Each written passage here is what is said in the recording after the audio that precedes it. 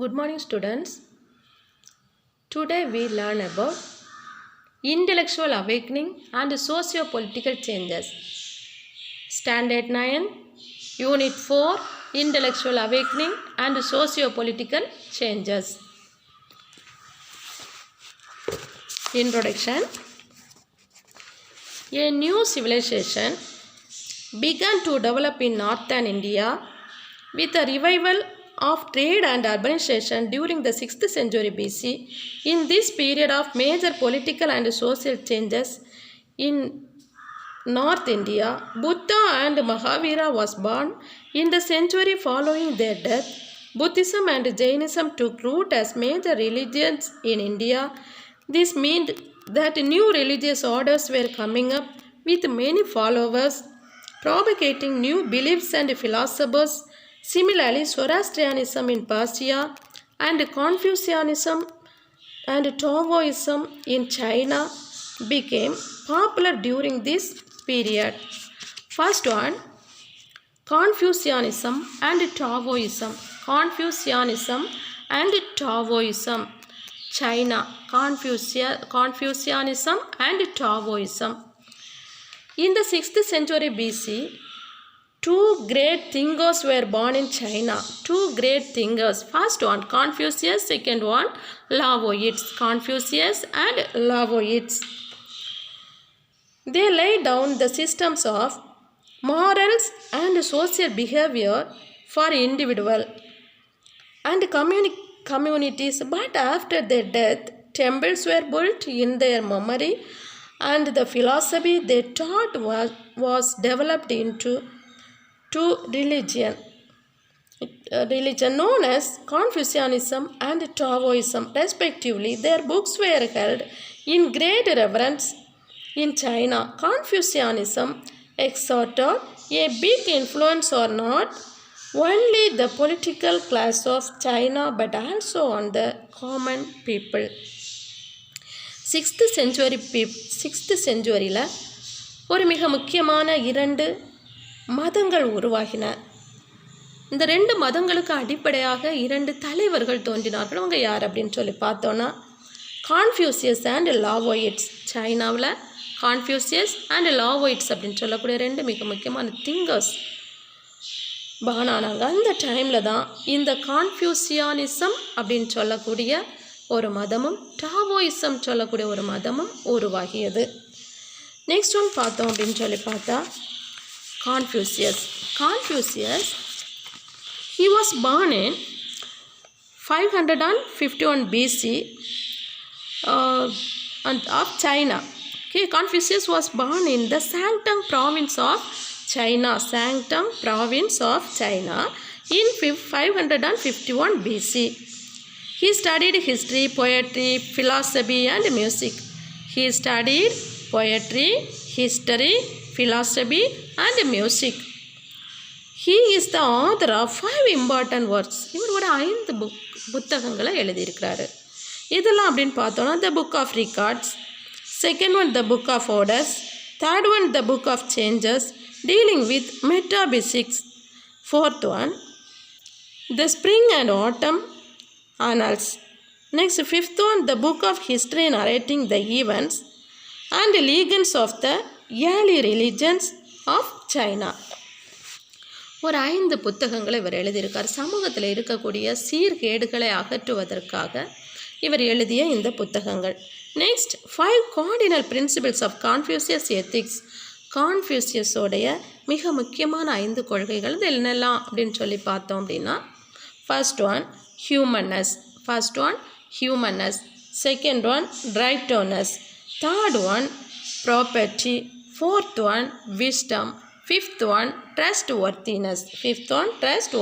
First one humanness, second one righteousness, third one property, fourth one wisdom, fifth one trustworthiness. What is the meaning?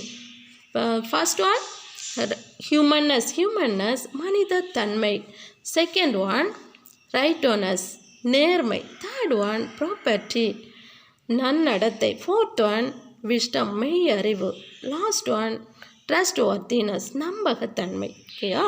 Next Confucius said that wisdom grows from the family, that the foundation of society is the disciplined individual in an orderly family.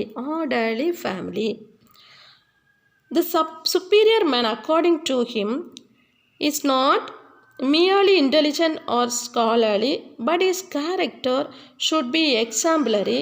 The superior man of Confucius possesses three virtues: intelligence, courage and goodwill.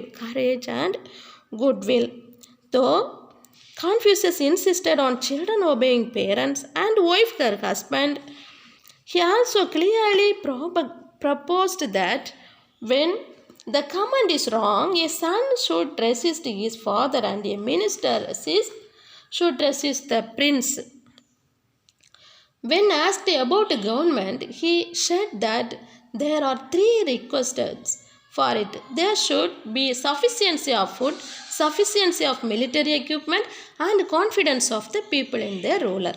இப்போ இந்த கான்ஃபியூசஸோடைய கொள்கைகள் அப்படின்னு சொல்லி பார்க்கும்போது கான்ஃபியூசஸ் என்ன சொல்கிறாரு அப்படின்னு சொல்லி பார்த்தீங்கன்னா, இவர் தன்னுடைய அதாவது ஒரு தனி மனிதனுடைய வாழ்க்கையிலிருந்து தான் தொடங்குது என்னது இந்த சமூகத்தோடைய ஒரு நல்ல வாழ்க்கை முறை. ஒரு தனி மனிதன் நல்ல வாழ்க்கை முறையை மேற்கொண்டால் அந்த சமூகம் முழுவதுமே ஒரு நல்ல வாழ்க்கை முறை அடங்கிய சமூகமாக மாறும் அப்படின்னு சொல்லி இவர் நினைக்கிறாரு. இன்னொன்று என்ன அப்படின்னு சொல்லி பார்த்தீங்கன்னா, ஒரு மனிதன், அதாவது ஒரு பெற்றோருக்கு பிள்ளைகள் நிச்சயமாக ஒபே பண்ணணும் அப்படின்னு சொல்கிறாரு. ஹஸ்பண்டுக்கு கண்டிப்பாக ஒய்ஃபு ஒபே பண்ணணும் அப்படின்னு சொல்கிறாரு.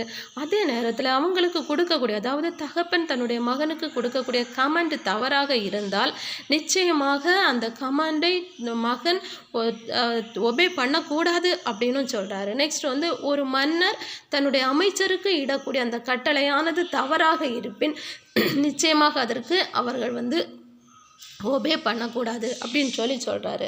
Next there should be sufficiency of food. ஒரு நல்ல ஒரு நாட்டிற்கு, ஒரு நல்ல ஒரு மன்னனுடைய ஆட்சியில் மக்களுக்கு எந்த விதமான உணவு தட்டுப்பாடும் இருக்கக்கூடாது அப்படின்னு சொல்கிறாரு. Next sufficiency of military equipment, அதாவது அவர்கள் போர் தளவாடங்கள் குறைவின்றி இருக்க வேண்டும் என்றும், and confidence of the people in their ruler ஆட்சியாளர்களை பற்றிய ஒரு நம்பகத்தன்மை அந்த மக்களுக்கு இருக்கணும் அப்படின்னு சொல்கிறாரு. ஓகேயா? Next Taoism. First one Confucianism, second one Taoism. Lao is the greatest of the Confucian philosophers, was 53 years older than Confucius. He was 53 years older than Confucius. Lao was 53 years older than Confucius. Next, Daoist was born in 604 BC, disgusted with the intrigues of politicians and the prevailing corruption of his time. He left China to live in a peaceful abode. Daoist wrote a book in 2 parts running into 5,000 words. He then disappeared from the place and no one knew where he died. His book Tao Te Ching is a guide to the conduct of life. ஒரு நல்ல வாழ்க்கைக்கு தேவையான அப்படின்னு சொல்லக்கூடிய ஒரு வழிகாட்டியான ஒரு புக்கை இவர் என்ன செய்கிறாரு, எழுதுகிறாரு. டாவோ டெ சிங் அப்படின்னு சொல்லக்கூடிய ஒரு புக்கை இவர் எழுதுகிறாரு அப்படின்னு பார்க்கும். இவரை பற்றி பார்த்தோன்னா கான்ஃபியூசியஸை விடவும் இவர் 53 வயதிற்கு மூத்தவர், பெரியவர் அப்படின்னு பார்க்கணும். இவர் பிறந்த அந்த இயரை பார்த்திங்கன்னா 604 அப்படின்னு பார்க்கும். ஓகேயா?